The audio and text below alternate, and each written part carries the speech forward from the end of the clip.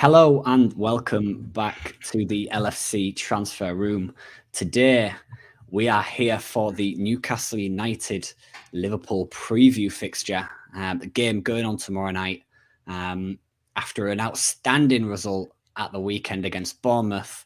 Liverpool will be looking to try and get another win on the bounce to set this season off. I'm delighted to be joined by Richie, Jay and Matty. Richie, how's it going? How's your day been? You looking forward to the game?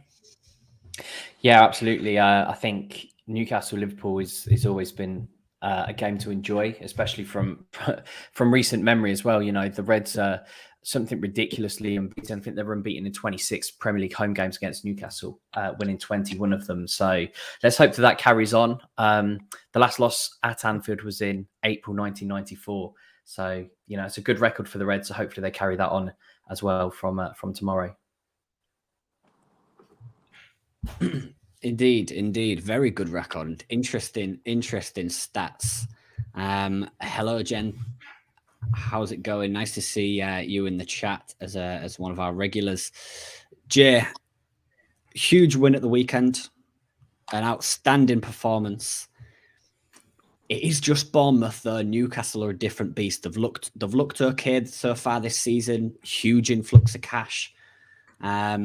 It's about getting off to the right start and making sure we don't make any silly mistakes early on in that game, isn't it? Yeah, to be honest, mate, like you said, it was only Bournemouth.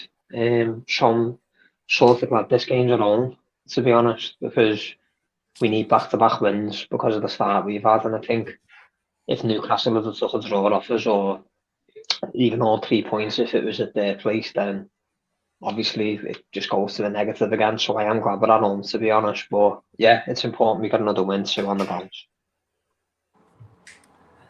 Indeed. Matty, it's actually quite nice for once to do a match preview, and not be talking about getting a response from a very disappointing previous result. Yeah, it's massive for us, massive. It's mad that we even won 9-0, to be honest with you. I mean, I was gutted it wasn't we didn't get 10, but 9 seems apt for Olivia, to be honest with you, given what had happened a few days prior. So when I seen 9, I was like, yeah, it's good to stick with 9, but why not go and score 9 past Newcastle tomorrow? They're without Bruno Guimaraes, they're without Alan St. Maximin. They've got a few injuries themselves. Like, this is the time, probably the perfect time to play Newcastle. I know they've got Isaac up top, but we've got Virgil van Dijk, and I think Matip's been pictured back in training. So I fancy us to have another good scoreline. Yes, you've kind of stolen one of my questions already, but it's fine.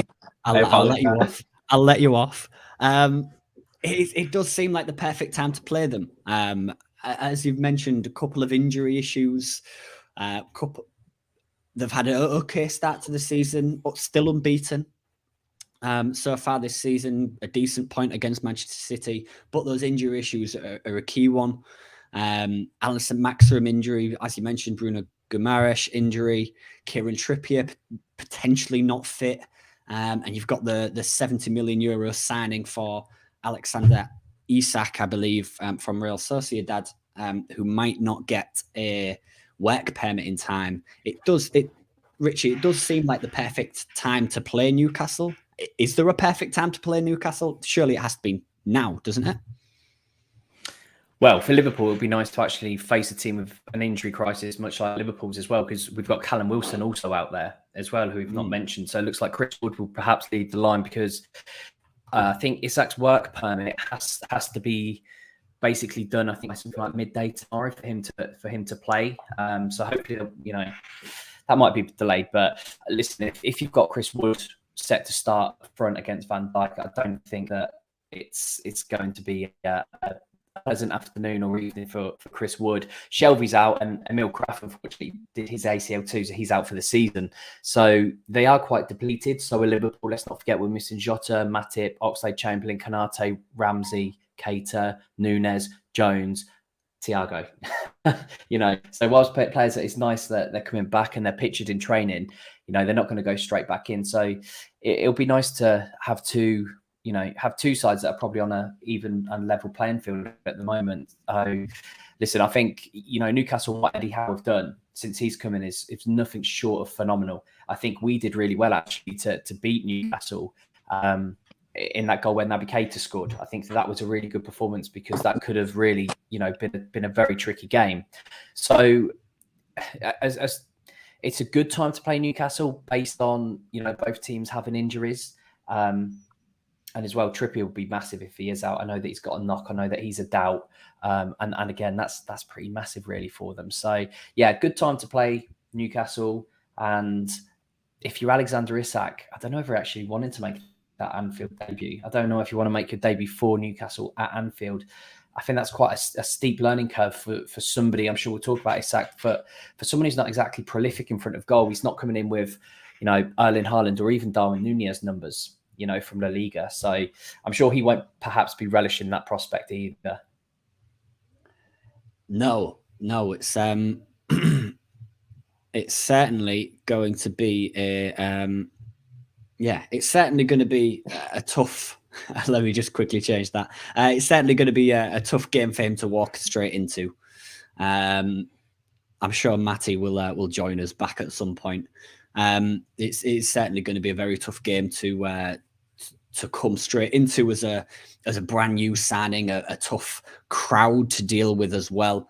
Irrespective of whether you're at home or away, we certainly put on a show and show what we're worth and do a lot of singing and chanting. So it is a very tough game to come straight into as a new signing.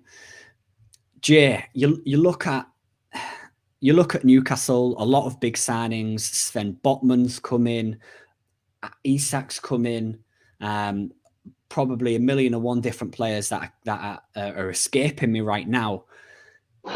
Do you see them as genuine contenders for European football this season if they continue down the path they're going on? It depends what competition you mean, because I think you can finish like 10th and make some sort of European competition these days. I do think Europa League's realistic for them, but only judging on the start of the season, and it is only 3 games in. But I think of the other teams that you think of that you think should be there because of the money they spent, like Villa and maybe even Palace, because I'm impressed by Palace. I think they're better than both of them. Newcastle, I think they're better than both sides. So outside of the usual top 6, I'd say you've got West Ham, Newcastle, maybe Palace, who could be vouching for them Europa League conference places. So yeah, I think they should be aiming for top 8, to be honest, mate. They've done some good business. Isaac's a brilliant striker in terms of work rate and things, but he's actually not that great a finisher. He's outstanding work rate wise, he really is. He'd suit us, only, like I said, he's not a very good finisher. So I expect Newcastle to do well this season. They've done good business, and I think the main one was Bruno last season. I think he's been a brilliant signing, and whether they can keep him the end of this season, because I imagine a lot of clubs are going to be looking at him. They've done good business, they've impressed me, and I really like Eddie Howe, to be honest. He tries to play the right way, and he did that at Bournemouth, coming straight into the Premier League, which is no easy feat, coming from the Championship to play proper football and then continue that in the Premier League. So I'm a fan of Eddie Howe, and I like Newcastle, to be honest. So I hope they do well, just not tomorrow. That's a fair comment. We do hope. I do echo some of the thoughts you've given. Newcastle are a huge club, great fan base. The Newcastle as a whole, well, North East as a whole, is generally quite similar to Liverpool, working class.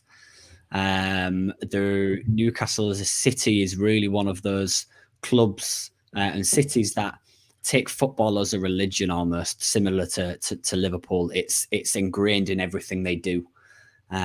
So I do agree with you. I do think they have the potential to be up there come the end of the season, but it is very, very early on. Richie, we mentioned it briefly already. Newcastle have got onto a decent start this season, unbeaten so far, 3 draws and a win. One of the most notable draws coming against Manchester City in that 3-3 epic game that which I'm sure many people watched, with the big cash influx, with coming off the back of some decent results.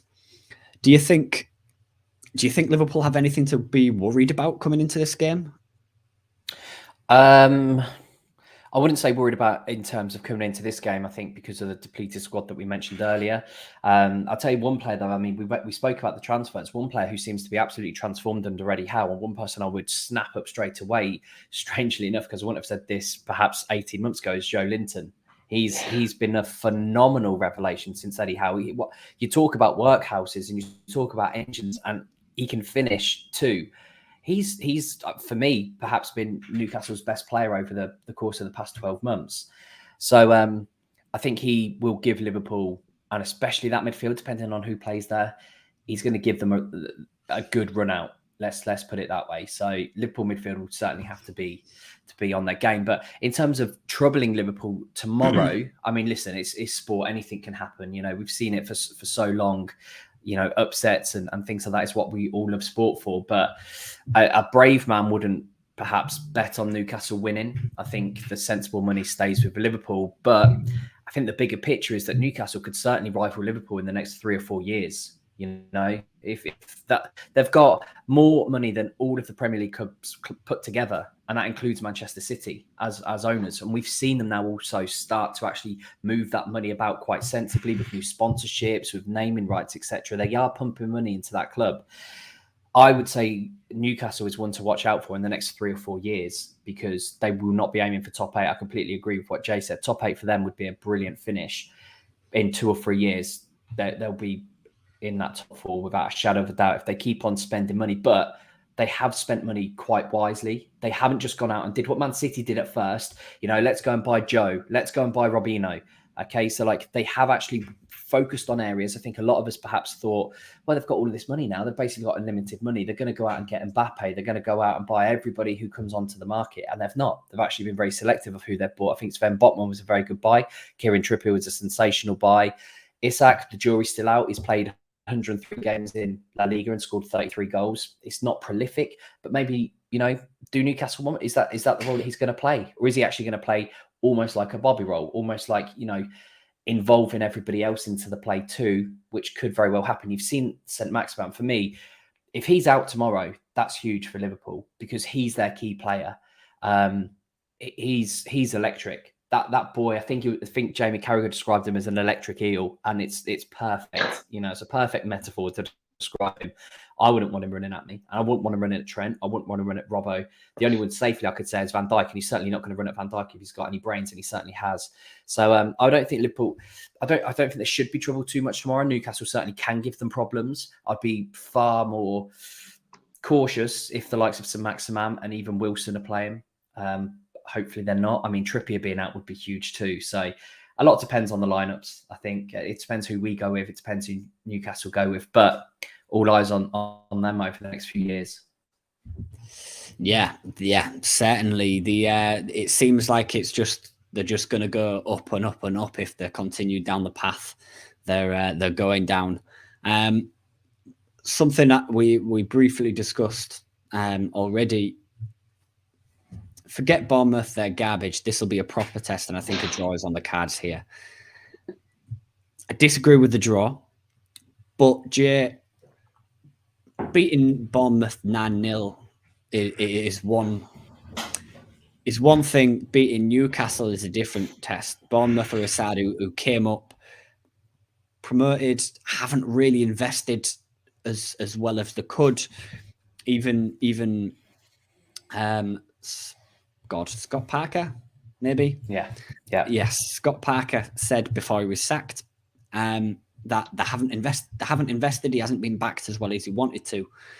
Newcastle are a side who have definitely been backed. A side who are established in the Premier League, got some quality in there, albeit a couple of injuries. This is a whole different ball game playing Bournemouth, who are going to try and sit back and defend for their lives.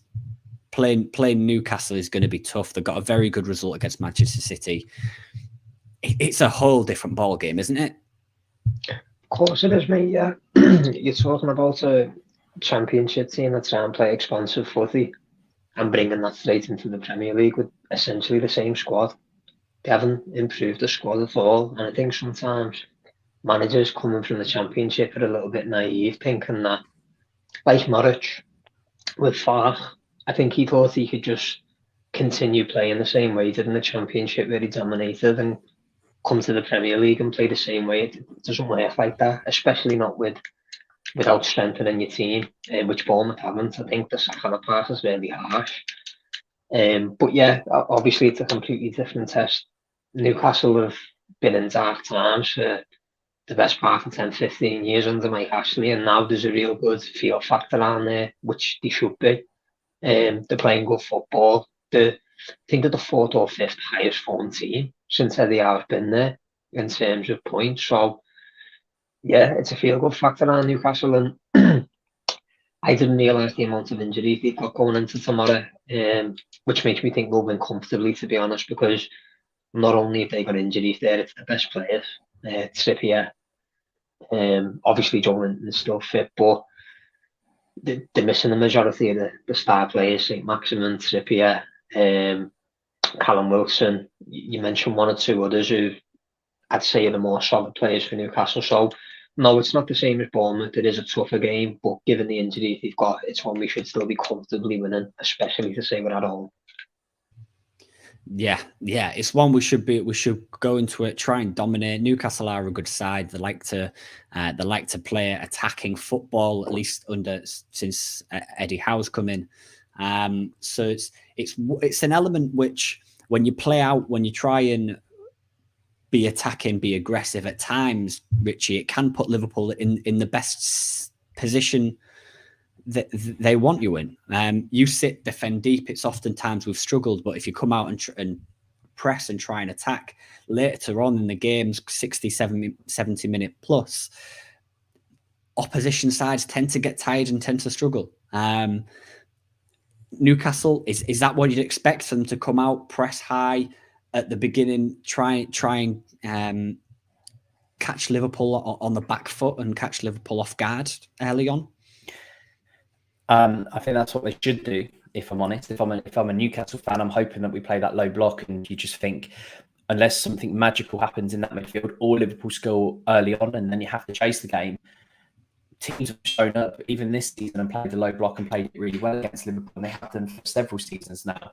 So, Newcastle are a workhorse midfield in Willock, Longstaff and Joe Linton. Let's say that those three are the starters. They're absolute workhorses. They've got the legs on the counter-attack, putting it up to Miron or Fraser, who's quite pacey too. So they've certainly got that in their locker. Will Eddie Hearn do that?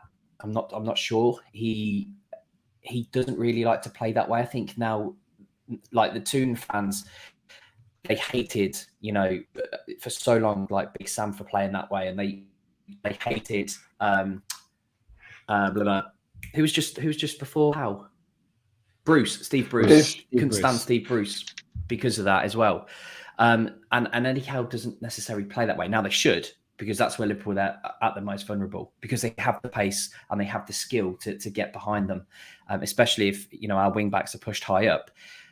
That's how they should play. I don't know whether they will or not, but it's going to be interesting, because Liverpool have scored more times against Newcastle than any other Premier League opponent, and I just look at tomorrow's game and I don't think there's going to be an expected abundant amount of goals, especially with Nick Pope on form too. I think he's been a really good sign for them. Dubravka was a good keeper. Nick Pope takes it up to that next level for me. He's brilliant, and it's him or Pickford, I think, for England World Cup squad. Pickford's a different beast for England, but Nick Pope is certainly up there. Perhaps Ramsdale as well. So I don't know. They certainly should come. And I hate to see teams play that low block and just park the bus and try and get on the counter attack. But when teams have done it quite successfully to Liverpool over the years, you can't blame them for doing that. No, you certainly can't. Before we move on, if you're enjoying this, please drop a like on the stream, and of course, make sure you follow LFC Transfer Room on socials and subscribe to the channel below. It's nice to see a lot of the regulars in the stream. Olu, Helio, Jen, Nice to see you all on the stream. Make sure you, of course, drop a like as well if you are enjoying it. The Newcastle side is certainly one that's going to face a lot of changes. We've talked about injuries briefly. We've talked about the big players they're missing. Trippier potentially not being fit is a huge one. Is there any particular battle you look at, Jay, and think that could be key? Is it the right back position? If Trippier's out, you're looking at someone like Javier Manquillo, the former Liverpool fullback, with Luis Diaz, Chris Wood, if he plays up top with Joe and Virgil. Is there a particular battle that you're looking at during this game that you're thinking that's going to be key for Liverpool to make sure we get the 3 points at the end of the day? There's two, to be honest. There was one area that concerned me before I knew about the injuries, and it was the midfield. The only reason being, I know a lot of people have been calling for Fab, Thiago, Carvalho. Not Thiago, sorry. Fab, Elliott, Carvalho to start this game. That's far too lightweight against the Newcastle midfield. Far too lightweight. Joe Linton dominate them. He's a big, strong lad, can run everywhere. Longstaff, as Rich has already mentioned as well. So the midfield did concern me initially. And I would have liked to have played Carvalho, Elliott and Firmino, but I think you'd have to have one of either Henderson or Milner just to make the midfield a bit more robust, because Newcastle's is quite robust.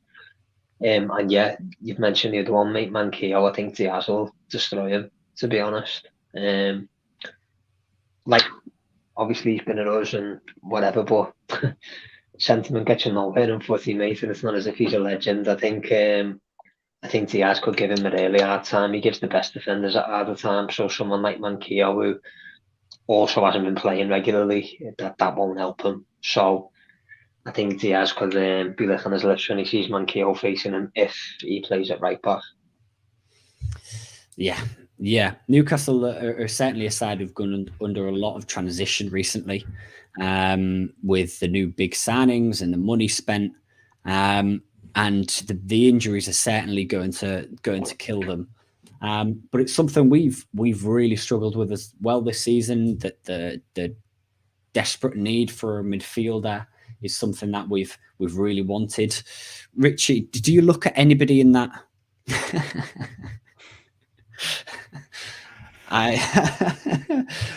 Do you look at anybody in that Newcastle midfield that you'd take? Bruno Guimaraes, you mentioned the transition and changing fortunes of Joe Linton. Is there anybody at this moment in time from that midfield that you'd take in that Liverpool squad? Joe Linton, every day, twice on a Sunday. He's got the legs. He can finish. He's creative. He's got the pace. For me, I think under Klopp, he's brilliant under Howe. Imagine what that press would be like under Klopp. And he gets stuck in. If you see him, he's an aggressive type of player. It's almost like that, he was at the time Newcastle's highest transfer fee. And it's almost like he's always carried that, like he's got a weight to prove, a weight on his shoulders, something to prove.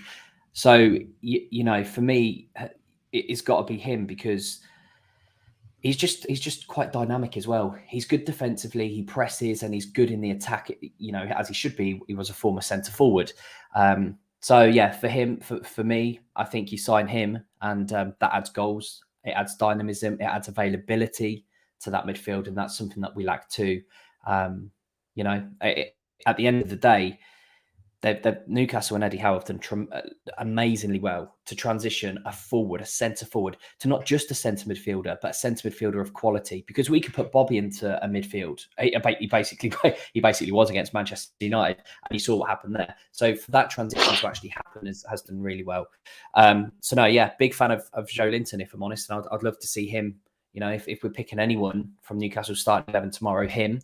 And overall with that squad, St. Maximum as well, because I think he can seriously do some damage. The only issue with him is he does have a few more niggles, and he does, pull up from time to time with slight soft tissue injuries. And we have plenty of players who in our squad have that too. So, maybe not. Yeah. he's a quality player, Saint-Maximin, but the soft tissue injuries is really something that puts me off. He's certainly got class and flair, which I really love to see in a forward player and a winger. Jay, do you follow the same sentiments as Richie Joelinton? Are you a fan? Is he the one of the players in that Liverpool squad Newcastle squad as a whole that you take? Yeah, it sounds mad that I'd take 4 players from Newcastle. Everyone who Richie's mentioned, Saint-Maximin. The thing with him is, I think sometimes he doesn't know what he's going to do. That's my only uncertainty with him. Is I honestly don't think he knows what he's going to do till it happens. Joelinton, I think, would be perfect for Liverpool. I really like Bruno as well. I think either of them could do a great job. Now, the 4th player, it's a joke really, but I'd sign Nick Pope just because he has a worldie against us every time he plays us. And that's the only reason I'd sign him. Every time we play against Nick Pope, mate, he makes 5 to 6 ridiculous saves, like world-class saves. So I'd sign him just so he couldn't play against us. That's the only reason, though.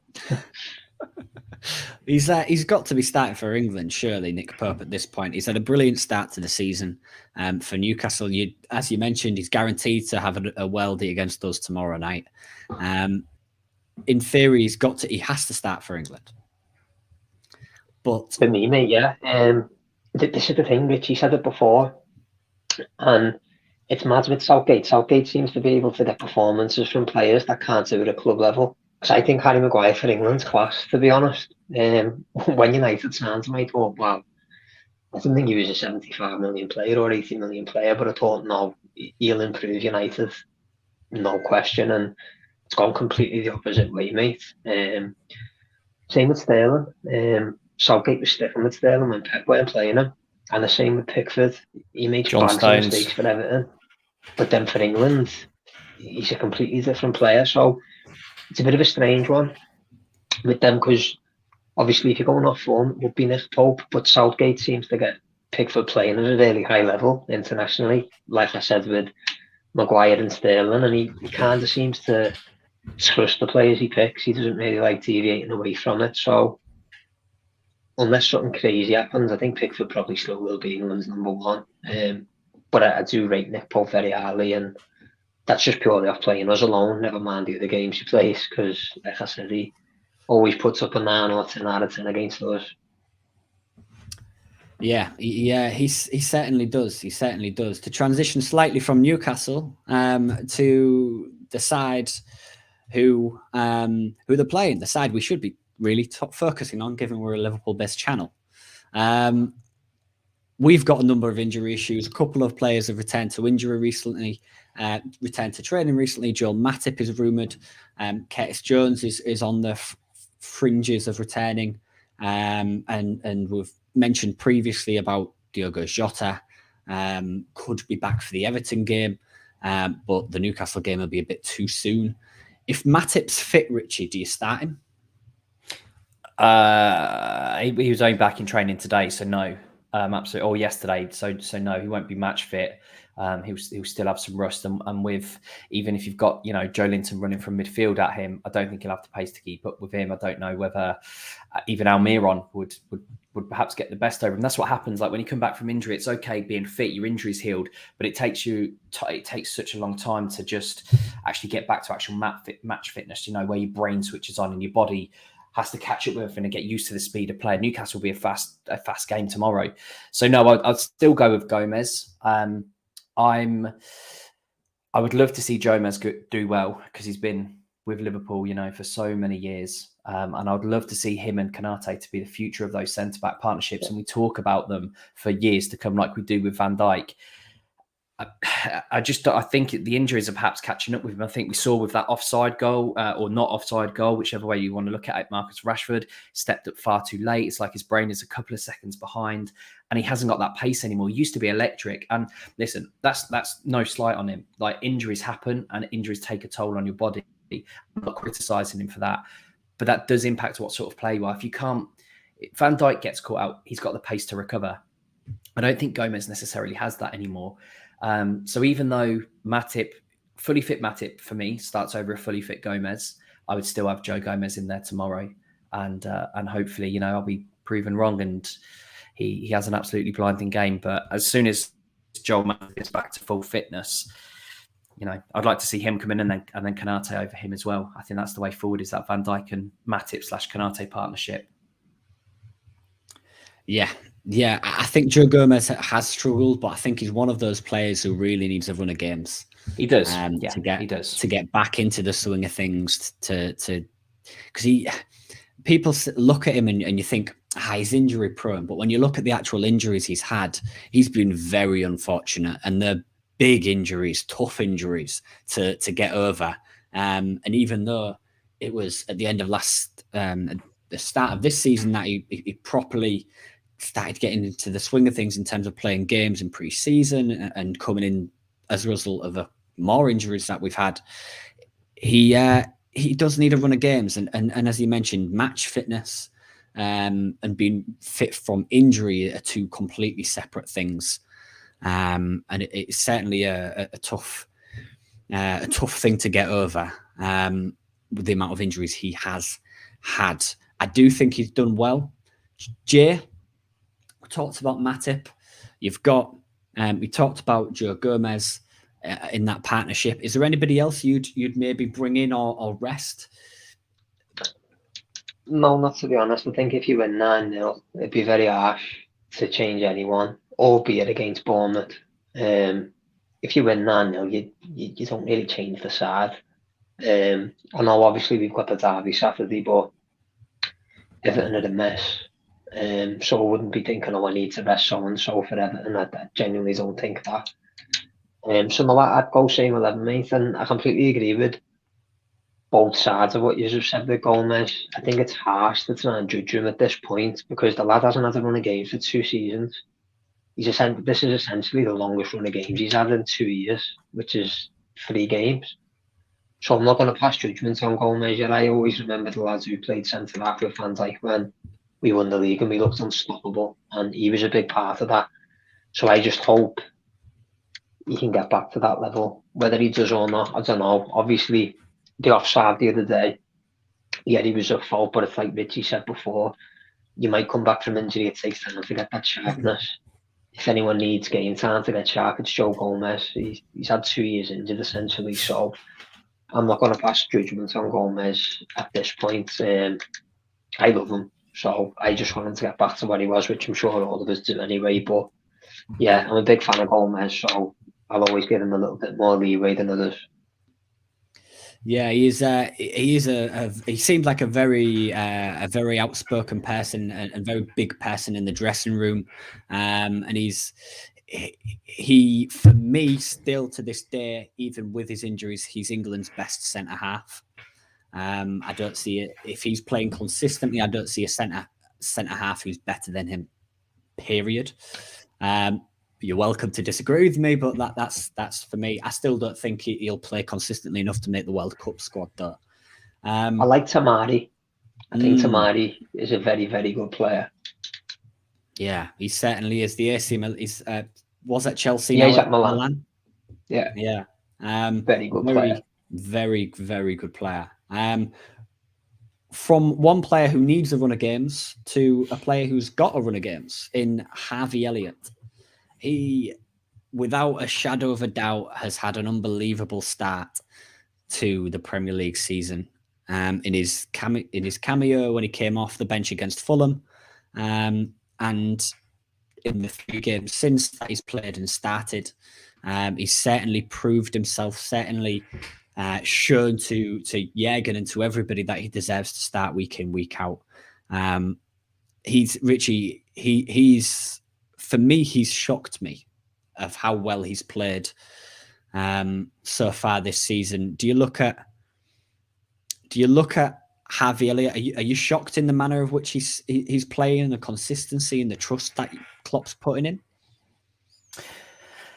I'm not surprised because we saw it in the first couple of games of last season before he had that horrific injury against Leeds, and I thought he was the absolute diamond in that midfield last season. So I'm not particularly shocked at it. I think that perhaps he's exactly what we have needed. He's looked far more dynamic than any of our other midfielders, apart from a couple of cameos from Carvalho, because I think he's been a little gem as well. When he's come on, he's made to look things happen too, but not as consistently, obviously, as Elliott, because Elliott's played all the games this season. So he's an absolute animal. And I'm so glad that he got his goal at the weekend, and just the emotion that poured out of him with his nan, and the emotion that he's come back from injury, scored this goal at Anfield. It's a big moment for him in that league goal.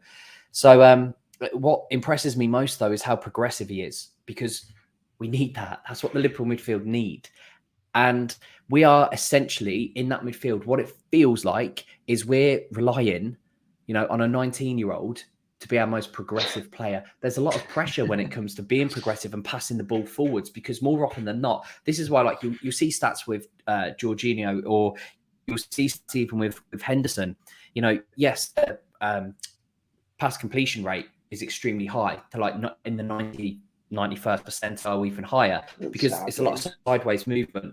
Yeah, it's a lot of sideways, or back to Fabi, then try and find some space, and then they'll pick it. Whereas Harvey Elliott finds himself in the 99th percentile for progressive passes recorded. He's in the top 99 out of everybody. Nearly 8 per game. Going forward to try to find that progress. So, same as his dribbles, he finds himself in the 94th percentile. It's crazy. He just wants to go forward, and that's what Liverpool need. That's what Curtis Jones was a couple of years ago. He didn't think about passing the ball. He just got the ball to his feet. I need to go forward. Either I go forward with the ball, or someone else in front of me is getting the ball. And that comes with game time, and I'm not throwing Curtis under a bus at all, because I think that there's an absolute player in there too. But again, Curtis needs the games almost that Elliott had to find his feet. I know where Mo is on that pitch. I know where Lewis is on that pitch, because I play with them week in and week out on game days. Harvey Elliott, if you look at him when he gets the ball, he doesn't really look up. He goes forward, or he knows where the pass is.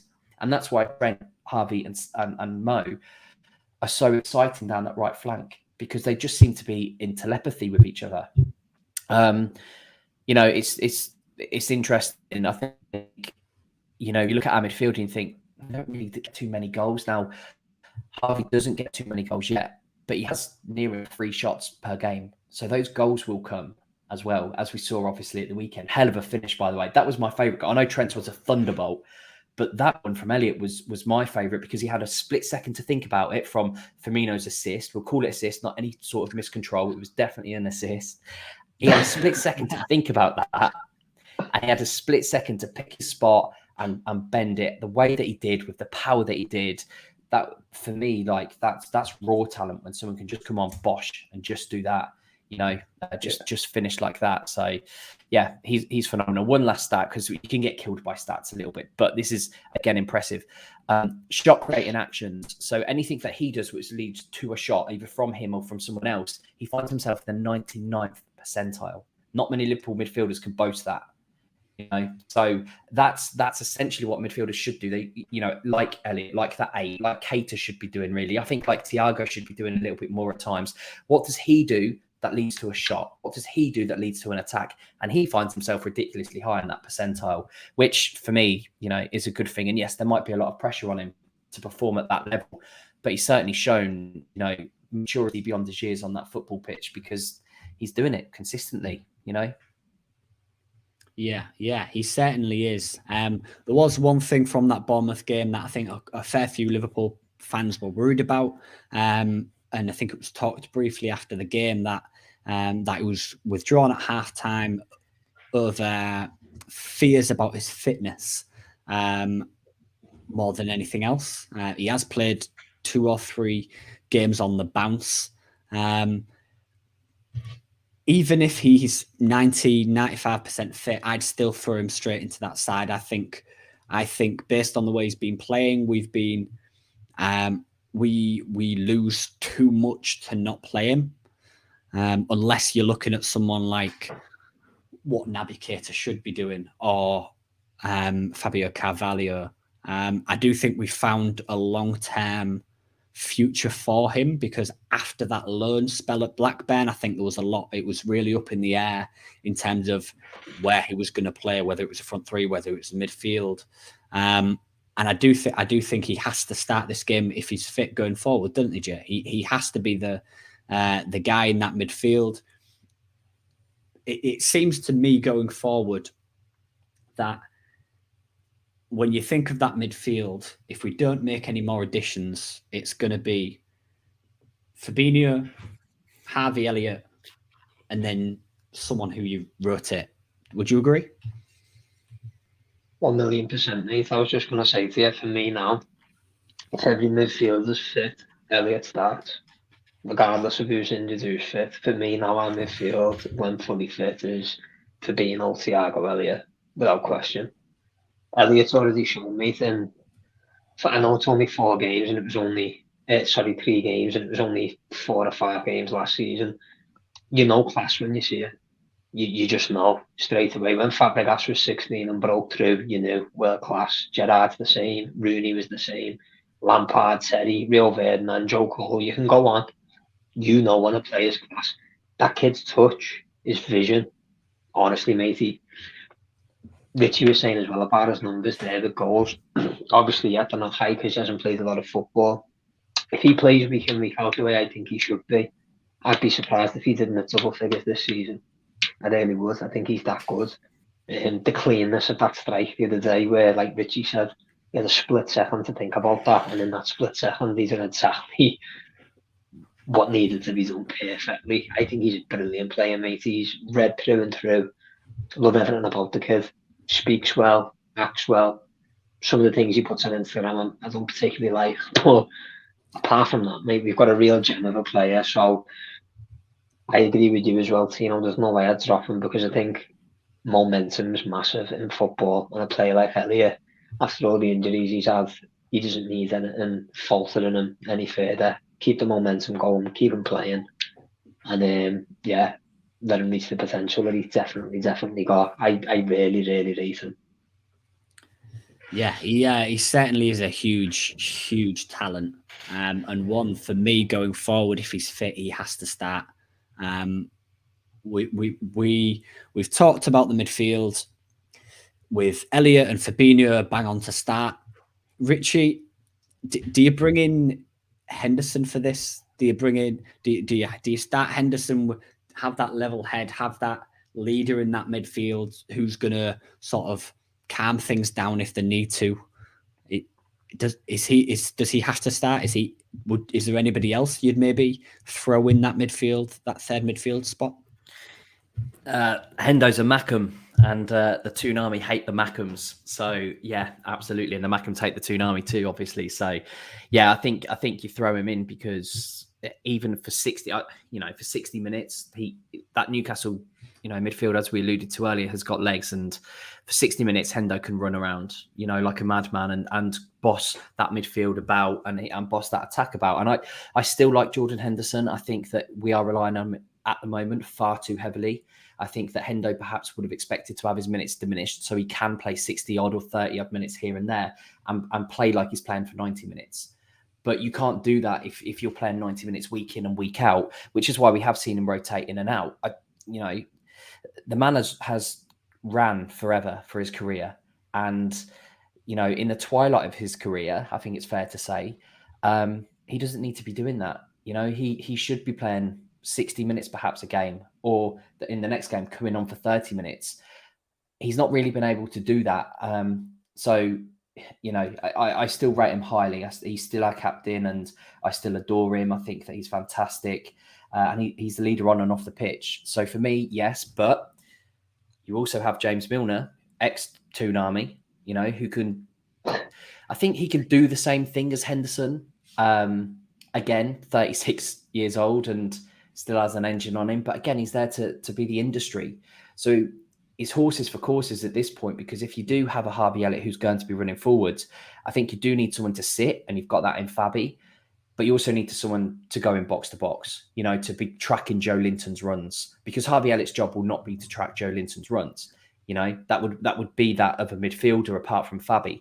And Milner and Henderson can both do that. I strongly believe that they can both do that. I think Henderson's passing ability, whilst it's not been great in the past couple of weeks, still is more superior than Milner too.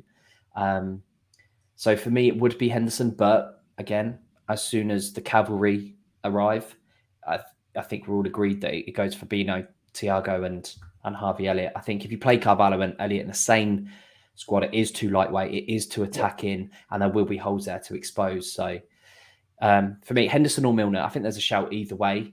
But as soon as Thiago comes back, I think he'll perhaps slot straight in there. But that also, Henderson plays on that right side where Elliott plays usually, and Thiago plays on the left-hand side. That also takes a little bit of pressure off Elliott, and that does give Harvey Elliott a little bit of respite because, especially with 5 sub now, well, Henderson can play every other game for 30 minutes or for 60 minutes, and it does take that pressure off Elliott, who, perhaps doesn't want to be run into the ground, So it's only a good thing that these midfielders coming back, and we won't talk about the linked midfielders unless you guys want to, because we're only a couple of days away, and it doesn't look too promising about reinforcements coming in the window. Yeah, it certainly doesn't look too promising. Obviously, Jurgen's mentioned a couple of things after press conferences going back over the last few days and recently. We do have a transfer deadline day stream coming up as well, so we'll go into a bit more detail about that. So be sure to subscribe and drop the notification bell on so you know when we go live on transfer deadline day. And of course, we've got the match watch along tomorrow as well. There are a number of different players linked. We will just park that to a side for a second, and move slightly on to the forward line. I don't think you change anything, do you, Jay? No, definitely not me. Like I said, I think if you beat a team 9-0, why'd you change that? The other thing is, a lot of people saying, Firmino back to his best and whatever. I disagree with that personally. I think we played a really poor side. The first assist to Diaz's header, I think, terrible defending. The second assist is a miscontrol, and Elliott obviously scores lovely, and then he scores a deflection, a tap in. He did play well, but like I said, it's Bournemouth. But if he is back to Firmino, which I don't think he is, you definitely wouldn't drop him because you need that run of games to consistently perform at that level. So no saying front three for me, mate. But like I say, I'm not getting too excited about Firmino's performance last week because, like I say, I think the opposition was poor. Albeit he did play well, he did, but I think anyone could have looked good. That's certainly true. Anyone could look good against Bournemouth. If I'm being brutally honest, I think I was pushing for a substitute appearance in that second half. I'm sure Jurgen would have called on me if I'd have popped on my way down from the cop to the bench. Firmino is certainly he. You look at the stats, you look at his output from that game, 3 assists, 2 goals. You think, yes, he is back to his best. And then you look ahead to that Everton game, and I didn't even know I said anything about Firmino, did I? I don't think so. I don't think I've said anything about Firmino. I do think that I've was not said anything. But you look at Firmino, and you think 3 goals, 2 assists. I don't think there's anybody else, Richie, that you can bring in who in that forward position that is going to make an impact. I think it's too early to start someone like Fabio Carvalho up top in that false 9 role, and I don't see anybody else. Nunez is still injured, still suspended. Jota's injured. Yeah, you have to start Bobby. Are you on the Bobby's back train, or are you? No, I think Bobby. He was fairly fortunate, I would say, to get a couple of those assists. It was a good finish, like a very good flying kick finish. That was tremendous. But there isn't anybody at the moment. I think as soon as Darwin Nunez is fit, and not fit, as soon as his suspension's over, and if he didn't have his suspension, then he wouldn't have. He wouldn't perhaps be playing the minutes that he is. But again, Darwin Nunez was brought in to take those minutes. So Firmino's days as a Liverpool player and as a Red obviously is becoming less and less. I'm quite surprised that he didn't go, if I'm honest, in this window. I think most people would have said actually out of Salah, Mane, Firmino, it would have been Firmino. Now, only one out of Salah and Mane was signing a new contract, so that means you got to move Mane on while he's got that price tag. But no, I think you start Firmino this game. There's an argument that you could put Diaz through the middle and put Carvalho out left. Carvalho played out left in pre-season. So you could move Diaz to the middle. You could move Mo to the middle and put Elliott there, but why would you disrupt Harvey Elliott? So there's a few options that you can have. I just think tomorrow it's pretty much nailed on that would be your front three, based on what Bobby did last game. And it is at Anfield, and the crowd will get behind him. I think there will be spaces to exploit there. Newcastle, Botman and Burn aren't perhaps the most mobile, but he's going to have to drop deep.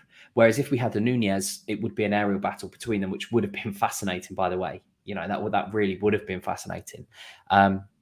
So yeah, I think Bobby will start. I don't think he should start moving forwards, unless obviously Nunez is injured or there's a reason for it.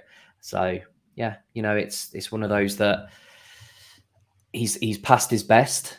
I don't think he's finished. I don't think you should write him off. I still think he has a job to do at Liverpool, and he proved that job. I know it was only Bournemouth, etc. But no, I think also when Jota comes back, Jota will perhaps move into that central position ahead of Bobby too.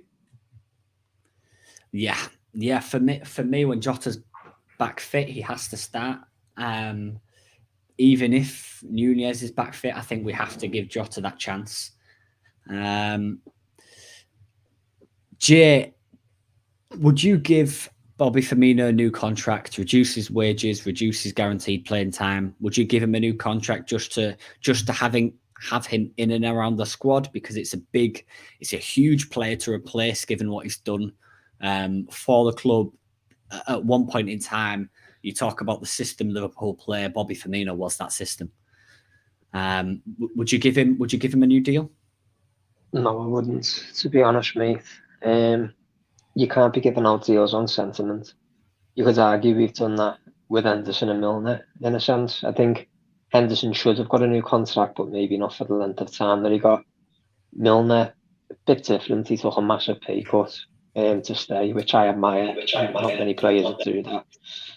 But there comes a point where you can't just keep renewing contracts because of how big the personality is in the changing room. You've got to bring in new personalities. That's how you evolve. Otherwise, you're just going to end up with loads of players that are past it. But he's done a good job 2 years ago. The season 2 years ago was gone. It's this season and next season now. So I don't think you can be handing out contracts on sentiment. And like I say, I don't think Bobby's back. I agree with Richie. He's got a job to do in terms of maybe playing against the lesser teams. And when teams are playing a low block, he obviously opens more channels of space for other players. But I don't think that type of role warrants a new contract. So, no, I'd say this is his last year for me personally. Yeah, it's certainly going to be disappointing to see when he goes, given he the amount he's done over the last 4-5 years, something like that, however long he's been here. One player I did forget to mention when we was talking about the defences, Kostas Tsimikas. Came on 2 assists in 5 minutes. Robbo potentially needs, as much as he looked quite good, you need to think about rotating. Rotation was a huge part of the way we played last season and a huge reason why we got to 3 cup finals and second in the Premier League. Rotating that midfield, rotating the players when we need to was a key aspect of how successful we were. Richie, would you bring him in? 2 assists in 5 minutes against Bournemouth. I know it's only Bournemouth, what we've mentioned a couple of times, but would you bring him in? I think realistically he's got to play either tomorrow night or against Everton, because Robbo would have played 3 games in less than 7 days. That's a lot of minutes adding up already, with 5 games, 6 games in. So Tsimikas is so unfortunate that he does have Robertson ahead of him, because he would start perhaps for every Premier League team apart from Liverpool, Manchester City, if I'm honest, in that left-back position. I can't see too many people who are perhaps better than him. Zinchenko's obviously been okay for Arsenal, and that is what it is. But he's just unfortunate, but I think he should play. If we are, it depends what you're going to prioritise at this moment in time. Do you want the win tomorrow with Robbo, or do you want the win against Everton? Like, again, massive. It's difficult, you know. It's a tough choice for Klopp. Or with this 5 sub rule, do you give him 60-30, 60-30 and rotate it that way, or half and half? So, you know, it's a tricky one. It's a nice conundrum to have, because before Robertson, there wasn't anyone. You know, I think we had Gomez at left back, Milner at left back, obviously too. So yeah, it's a nice conundrum to have. I wish we had it on the right hand side as well, if I'm honest. You know, because there's not too much quality between, you know, Robertson and Tsimikas, but there is a lot of quality between Trent and, let's say, Joe Gomez at the right back position. So yeah, we'll see. And I think certainly he should start one of the games over the next couple of days. Yeah, I think he does have to come in. He does have to come in if you're going to think about rotations and you're going to look ahead to that Everton game. He has. Andrew Robertson has played a lot of games over the last couple of days, and in general, he's basically played non-stop since after that 6-month period of him getting used to the way we played once he signed. Once he got into that squad, he's basically played every single game since, with the exception of 1 or 2 here and there. So I think he does need a rest. I think we need to manage his games if we want to get the best out of him, especially how compact the schedule is over the next couple of months, with the World Cup sort of shoved in between as well. Before we move on to the score predictions, if you are enjoying this, if you've enjoyed the stream, please drop a like on this, and of course subscribe and follow the LFC Transfer Room on social media as well. And be sure to drop your score predictions down in the comments below at the moment, and we'll shout out a couple of them once we've got the guys' score predictions right now. So I'll come to Jay first. How would you see this game going? Are you confident of a Liverpool win? What's your score predictions for this game? You know what, mate, with the injuries and everything, I fancy us to actually win 3-0. Prior to injuries, if I didn't know about the injuries that you had mentioned today, like Trippier, St. Maximin, Bruno, Callum Wilson, that's arguably their 4 best players, other than Joe Linton. So I think it'll be a bit hard for them tomorrow. Obviously, Anfield will be bouncing after the last game. It is at Anfield, so I actually fancy us to do a little number on them tomorrow and win 3-0. Very nice. We have got a couple of score predictions in the chat at the moment. Anthony says 4-0. Anissa says a Navy 2-1 win. Jen, I love the confidence. I adore the confidence that you've got in 9-0. I'm not too sure that we can do it 2 games on the bounce, but I do love the confidence. And Ollie with a 3-1 win for Liverpool. Richie, how do you see this one going? What's your score prediction for the game tomorrow?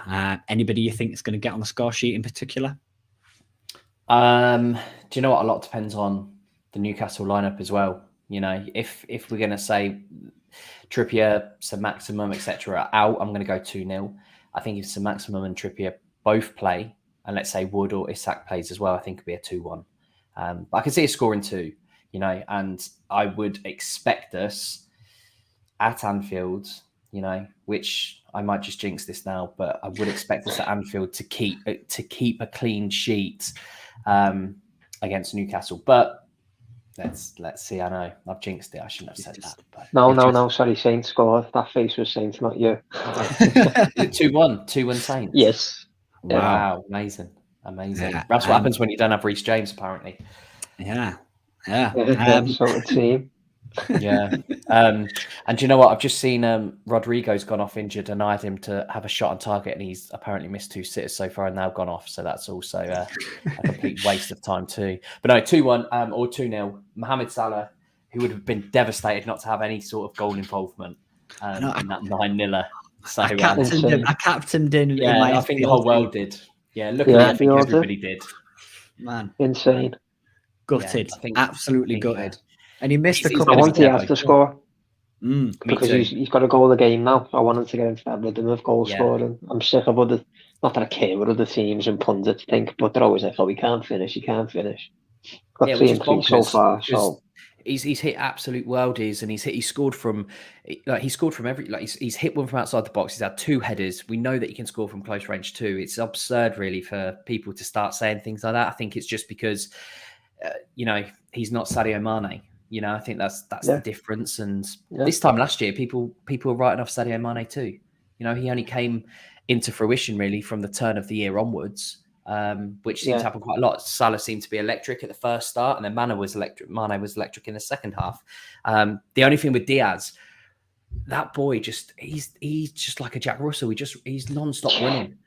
Like, he just doesn't stop, and it's brilliant for 60, 70 minutes. But the last 10 or 20, I'm like, just like save your energy, save your pace. And that's probably why he gets, 5 sub rules perfect, because he can get taken off now, and we can have Carvalho, and when he's back, Jota to come in and do that job too. But he's just all over. He's fantastic. So good to watch. Just not afraid. And that's what Liverpool need. They need fearless people. That's what Mane and Salah were for Liverpool for so many years. That's what Torres, Owen, Fowler, Rush, Dalglish, Liverpool forwards base themselves on that fearlessness. So, yeah, he's brilliant. I agree. I'd love to see Diaz score again.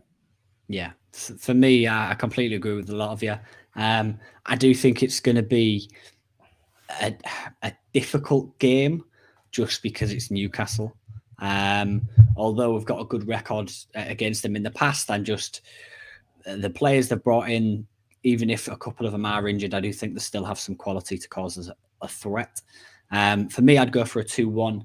Again, a 2-1 victory with Diaz for both goals. But that is where we're going to leave it.